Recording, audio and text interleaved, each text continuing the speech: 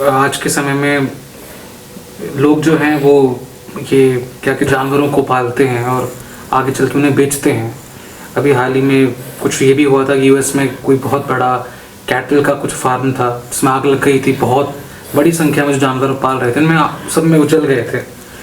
मतलब ये सवाल है कि कभी हम कहते थे ना कि इंसान इंसान को खाता है, तो क्या हम वापस उसी तरफ बढ़ रहे हैं? क्योंकि आजकल लोग तो चलन इसका भी कहते हैं कि हम तो वीगन हैं, हम तो गाय का दूध भी नहीं पियेंगे। ज़रा आप बताएं कि हम ऐसे में क्या ठीक है और हम कहाँ जा रहे हैं? नहीं, देखिए, अब हमने जिन चीज़ों के हमने मत्स्य पालन, मछली खानी थी तो मत्स्य पालन नाम रख दिया। जिन लोगों ने मुर्गी खानी थी उन्होंने मुर्गी पालन नाम रख दिया। मछली पालन, ये सब पालन नहीं है, पालने वाले को थोड़ी खाते हैं आप। हम अपने बच्चों की पाल पोस कर बड़ा करते हैं, बच्चों को, उन्हें खाते थोड़ी हैं। तो जिसको पाल रहे हैं उसे आप कैसे खाइएगा? आप नहीं खा सकते। तो ये तो एक काम चलाऊ नाम है। हम बहुत तरह के छदम चीज़ों में मनुष्य चलता है और ये मांसाहार एक दिन ऐसा आएगा। एक तो कारण क्या है कि जब हमारे पास शिक्षा नहीं थी, ज्ञान नहीं था, बोध नहीं था, हम चारों मतलब दोनों पैर दोनों हाथों पर चलते थे जैसे जानवर पशु चलता है। हर मस्तिष्क का विकास नहीं हुआ था, तो प्राथमिक स्टेज में कुछ भी सामने आ गया, देखा कोई जानवर किसी जानवर को खा रहा है, मनुष्य ने भी उसको ऐसे ही शुरू कर दिया। फिर उसे लगा चलो शुदा शांत हो गई, भूख मिट गई, फिर वो परंपरा का हिस्सा हो गया। फिर उसे लगा कि चलो थोड़ा आग का आविष्कार हुआ, ये लाखों साल तक चला। फिर उसके बाद आग का आविष्कार हुआ, पहिए का आविष्कार हुआ, मिट्टी के बर्तनों का, कृषि की करना सीखा मनुष्य ने। फिर धीरे धीरे उसको समझ बोध आया कि जब उसने मांसाहार किया तो अपने पूरे शरीर, अपनी पूरी गति, अपने पूरा जीवन, उन सबको देखा। पहले क्या था कि बहुत पुरानी, मतलब मान के चले कि 40,000 50,000 साल पहले, जैसे हम बहुत सारी चीज़ों के ये लेते हैं, संकल्प लेते हैं या डिटर्मिनेशन बनाते हैं। एक बच्चे एक पिता के 4 बेटे ऐसे समझिए। एक ने कहा कि मैं खेती करूँगा, एक ने कहा कि मैं दूर देश परदेश में जाकर के वहाँ से कुछ कोयले, कुछ सामान, कुछ पत्थर, जो भी कुछ हो सकता था उसको बीन कर लाऊंगा। एक ने कहा कि मैं घर में रहूँगा और आपकी सेवा करूँगा। उनमें से एक ने कहा कि मैं घर से दूर जाकर रहूँगा और मैं सिर्फ जितने भी मांसाहारी जीव हैं, कुछ हैं, मछली हैं, जो जानवर हैं, उनको मैं पका करके खा करके देखा करूँगा। जब उन चारों लोगों ने अपनी अपनी गतियाँ देखी तो उन्हें लगा कि जो मांसाहार में प्रवृत्त व्यक्ति था वो कहीं हुआ ठीक नहीं रहा। उसकी एक उम्र के बाद स्वास्थ्य की समस्याएं आने लगी, उसे कुछ और प्रॉब्लम्स होने लगी। तो कुछ नियम बनने शुरू हुए। जो नियम, जो विज्ञान, जो चीज़ें, जो गुर, जो सीक्रेट्स, जो बातें अभी आपको चुटकी भर में प्राप्त हो जाती हैं, इनके पीछे हजारों वर्षों का अनुसंधान रहा है। तो इसको ऐसे ही त्याज्य नहीं किया गया, इसके पीछे बड़ी एक धारणा रही है। अगर महावीर स्वामी ने या भगवान बुद्ध ने या भगवान श्री राम ने क्षत्रिय कुल और उस वंशों से आते हुए भी उन सब चीज़ों के त्याज्य की बात कही, तो उसके पीछे बड़ी गहरी धारणा रही थी। पता था कि ये चीज़ ठीक नहीं होंगी मनुष्य के लिए, इसलिए उसके बारे में बात हुई और कहा गया कि भी उसे आप ना करें। और वो जब आदमी के पास कोई चारा नहीं था, उसने नदी के किनारे बैठा हुआ, नदी की लहरें गिन रहा है, कोई मछली जाती दिखी तो उसे पकड़ लिया, खा लिया, कुछ कर लिया। तो वो एक स्टेज कुछ और थी। अभी तो पूरी दुनिया इतनी उन्नत है, इतनी सुशिक्षित है, इतने नॉलेज, इतने हर चीज़ का तो एक आर पार का विज्ञान प्राप्त हो गया। आप मुझे बताएं, कोई व्यक्ति जब रमन बीमार होता है किसी भी हॉस्पिटल में, पूरी दुनिया में कहीं भी, ऐसे देशों में भी जहाँ सिर्फ मांसाहार ही चलता है, क्या किसी व्यक्ति को मांस की डिप लगाई जाती है? क्या किसी व्यक्ति को मांस खिलाया जाता है? क्या किसी व्यक्ति को वहाँ मांस से संबंधित पदार्थ दिए जाते हैं? कभी नहीं दे। वहाँ भी वो कहेंगे दाल का सूप दीजिए, इनको फ्रूट्स खिलाइए, इनको बहुत हल्का। क्यों? अगर इससे ताकत आ रही होती, अगर जीवन का रक्षक हो रहा होता, तो सब हॉस्पिटल में एडमिट होते सबसे पहले वो ये कहते कि भी इनको ये ऐसी चीज़ें परोसो। इसका मतलब वो दोषपूर्ण है। वो तो आप जब जीवन और मृत्यु के बीच जूझ रहे हैं, उस समय तो आपके लिए जहर का काम करता है वो। तो यानी कि फिर स्वस्थ जीवन में भी तो वो विष घोलता ही होगा। और अगर आप पूरा एक वो करें, लेकिन बड़ी व्यक्तिगत सी बात हो जाती है। हमारे भी ऐसे बहुत सारे शिष्य हैं और सभी धर्मों के शिष्य हैं मेरे। ये भी एक अद्भुत बात है।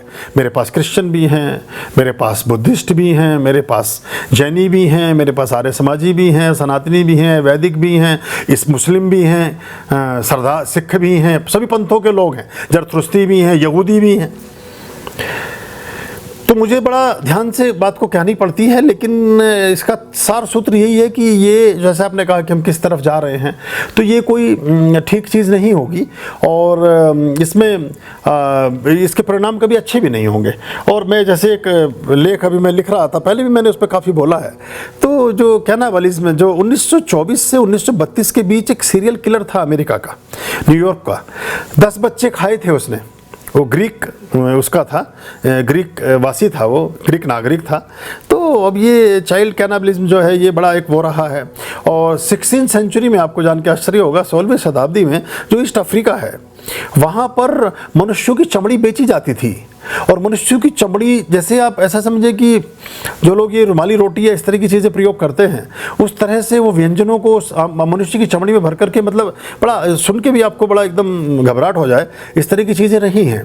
ब्रुनेई के सुल्तान था अभी 70s में, लेट 70s में, उसकी फ्रिज से गर्भस्थ शिशु, मतलब भ्रूण मनुष्य के भ्रूण, यानी कि जैसे कोई लेडी 4 महीने 5 महीने की प्रेग्नेंट है, वो उसको एबॉर्शन करा के उसको प्रिजर्व करता था। वो बाकायदा बड़ा उसको वो हुआ और उसको उसके फ्रिज से निकले वो भ्रूण रखे हुए जिनको भोजन का हिस्सा था उनके। तो ये हम बहुत पतन की ओर जाते हैं और बहुत सारे रोगों कारण। अब पिछले दिनों जो कोविड कोरोना में सब ये हुआ, तो वो किसी को दाल का सूप पीने से नहीं हुआ, ना किसी को टमाटर खाने से हुआ, ना किसी को सेब खाने से हुआ।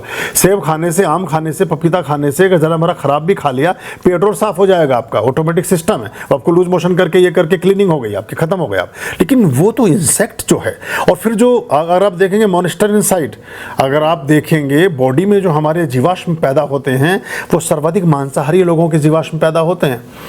बहुत सारे ऐसे इंसेक्ट हैं, बैक्टीरिया हैं, जीव हैं जो पकाने के बाद भी मांस में समाप्त नहीं होते। तो उनको जब मनुष्य खा लेता है वो वापस एनर्जाइज हो जाते हैं बॉडी में जाने के बाद, और वो जिस अंग में चिपकते हैं, चूँकि मनुष्य के शरीर से अपना पोषण करते हैं, तो फिर वो कैंसर का कारण बनते हैं। वो जितने भी ये आंतों से संबंधित रोग हैं, जितनी किडनी को ख़राब करते हैं, ब्रेन को ख़राब करते हैं। आपने सुना होगा दिमागी कीड़ा, कि जी बंद गोभी खाई थी दिमाग में घुस गया। तो ये जो ऐसी चीज़ें हैं ना, ये बड़ा वो करती हैं। तो इसको बहुत सारे ऐसे जीव हैं जो हमारे शरीर में वास कर लेते हैं, जैसे आप फीताकर्मी और वो जो ये हमारे कीड़े जो हो जाते हैं पेट में, तो वो बहुत सारे कीड़े और विषाणु और जीवाणु और कीटाणु ऐसी चीज़ें हमारे शरीर में रहती हैं। लेकिन हम ऊपर से जब मांस डालते हैं उनके भक्षण के लिए, तो वो बहुत तेज़ी से पनपती हैं। तो आप देखिए, कभी भी जो इस तरह के कबीले, इस तरह के वर्ग, इस तरह के ग्रुप रहे हैं, जितने आक्रांता थे, जितने दुर्दांत आक्रांता थे, जो लुटेरे थे, उन्होंने सब कुछ तो लूटा। उनके घर में आज भी उनके छपराल नहीं है छत पे। वो बुद्धि विवेक तो पैदा ही नहीं होगा ना कभी भी, धन का सदुपयोग तो कभी हो ही नहीं पाएगा ना। वो सब पूरी दुनिया को लूट के ले गए, है कहाँ वो? खत्म है। उनके देश कहीं ना उनकी मुद्रा कहीं दिखाई देती, ना उनका कुछ सामान दिखाई देता, और ना कोई ऐसा भी नहीं है कि मतलब बहुत सारी चीज़ों का बड़ा ताल्लुक है। अब खाली सोच लो कि दिमाग तेज़ बादाम खाने से होता है, तो सबसे अच्छे बादाम तो बाहर से ही आते हैं, वो उनका दिमाग तो तेज़ नहीं हुआ। तो ये बहुत सारी बातें प्रश्न छोड़ती हैं। और मनुष्य की ये क्या गति कि वो अगर मनुष्य तक ही जाने लगे। और ऐसे भी कई बार हुआ है कि कुछ अभी चाइना में कहीं कि वो कोई आदमी खाना खा रहा था, उसमें नेल्स निकल आए बच्चे के किसी के। तो ये हमारा अधोगमन है, ये हमारा पतन है, हमने कोई प्रगति प्राप्त नहीं की। और आप देखिएगा, चाहे वो अल्बर्ट आइंस्टीन हो, चाहे थॉमस अल्वा एडिसन हो, चाहे डॉक्टर कलाम भी क्यों ना हो आपके भारत के, किसी को भी, चाहे स्टीफन हॉकिंस हों, चाहे आपके बिल गेट्स हों, आप नाम लेते हैं, मार्क जुकरबर्ग हो, जिनके ड्रीम आते हैं आप लोगों को। मैं भारतीय नाम बताऊंगा, नारद जी की जयंती आज, उनका नाम लूंगा तो आपको वीणा बजाते हुए वो एक आदमी नारायण करता हुआ दिखाई देने लगेगा, इसलिए उनके नाम नहीं ले रहा हूँ। जितने भी हमारे यहाँ के ऋषि, जितने हमारे यहाँ के आचार्य, जितने भी गुरु, अब आप देखिए रामानुजन की जयंती थी अभी कुछ दिन पहले, रामानुजन ने प्राण त्यागना उचित समझा, और जो उनको वो एक कोई शोरबा या कोई सूप दे रहे थे किसी मांस का, उनको लंग्स की बीमारी हो गई थी जब वो इंग्लैंड में रहे, लंदन में रहे। तो वह ठंड ज़्यादा होने से वो शीतोष्ण सह नहीं पाए, गर्मी से गए थे, वहाँ जाकर के बीमार हो गए, इलाज ही नहीं हो पाया उनका। बहुत कम उम्र में, 29 साल की उम्र में शायद, या 31 साल की उम्र में उनकी डेथ हो गई। तो कितना बड़ा काम रामानुजन कर सकते थे, लेकिन उन्होंने कहा कि मैं मरना हो भैया मर जाऊंगा, लेकिन मैं अपने धर्म भ्रष्ट नहीं करूंगा। तो ये हमें हमारे लिए नहीं बना। हमारे शरीर का जो मेटाबॉलिज्म है, हमारे शरीर का जो मैकेनिज्म है, हमारे शरीर की जो पाचन क्रियाएं हैं, हमारे जो दांत हैं, हमारी जो लार है, हमारे जो आंतें हैं, हमारी 36 फीट की आंतें हैं। मांसाहारी सभी जानवरों की आंतें 12 फीट की होती हैं। इधर खाते हैं उधर फ्रेश हो जाते हैं। हमारे शरीर में पड़ा पड़ा सड़ता रहता है। फिर वो गैसेज हैं, उबासियाँ हैं, आलस्य है, तंद्रा है, निद्रा है, हिंसा है। मांसाहारी व्यक्ति निश्चित तौर पर हिंसक मिलेगा, उपद्रवी मिलेगा। आप आदमी को तो छोड़ दो, जानवर को ही देख लो। तो जानवर मांसाहारी है, जानवर शाकाहारी है, दोनों की प्रवृत्ति में जमीन आसमान का अंतर दिखेगा। तो वो चीज़ आपके लिए नहीं बनी, वो मांस को ही बढ़ाती है। बहरहाल हर आदमी की अपनी व्यक्तिगत सोच है, पर मैं तो हमेशा मना करता हूँ और ये कोई उचित बात नहीं है और ये हमने कोई खास प्रगति भी नहीं की है। इतने अनाज हैं, 200 प्रकार की दालें हैं, 500 प्रकार की सब्जियां हैं, कई सौ प्रकार के फ्रूट्स हैं, ड्राई फ्रूट्स हैं, सब कुछ तो है। तो ये हमें समझना पड़ेगा। इसलिए पूरा पश्चिम जो आपने कहा वीगन हो रहा है और बाकी चीज़ों की तरफ जा रहा है, हालांकि वो एक अलग कंसेप्ट है, कोई भी पूर्ण रूपेण वीगन कभी हो नहीं सकता है। तो फल और ये सब्जियां, ये दूध, ये कुछ तो लेना ही पड़ेगा आपको। पर इसमें हिंसा नहीं हो रही है, इसमें मार नहीं रहे हो किसी को, सिर्फ अपनी भूख मिटाने के लिए किसी को नहीं खा रहे हो। कारण क्या है कि आप अगर कोई फल काट रहे हैं, आप एक किचन में जाएं, उस किचन में या एक बगिया में जाएं, ऐसा समझिए। उस बगिया में चारों तरफ फ्रूट्स लगे हैं, फल लगे हैं, फूल लगे हैं, सब्जियां लगी हैं, पानी के झरने। आपका मन शांत होगा, आपको सुंदर और अच्छा लगेगा, आप वहाँ ठहरना चाहेंगे, आप वहाँ रुकना चाहेंगे। आप जरा किसी कत्ल खाने में जाकर दिखाएं, आप किसी जो ये हाउसेस बने हैं, आप जरा वहाँ खड़े हो, 2 मिनट नहीं खड़ा हो सकता मांसाहारी आदमी भी, उसकी उपकाइयाँ उल्टियाँ आ जाएंगी, बेहोश होकर गिर पड़ेगा वो।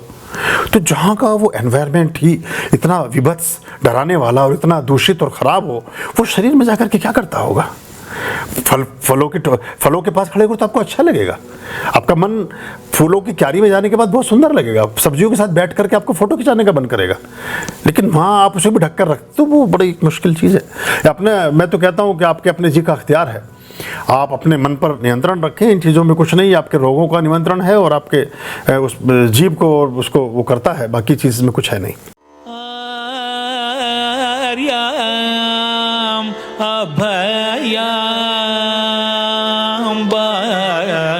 भज रे चित संततम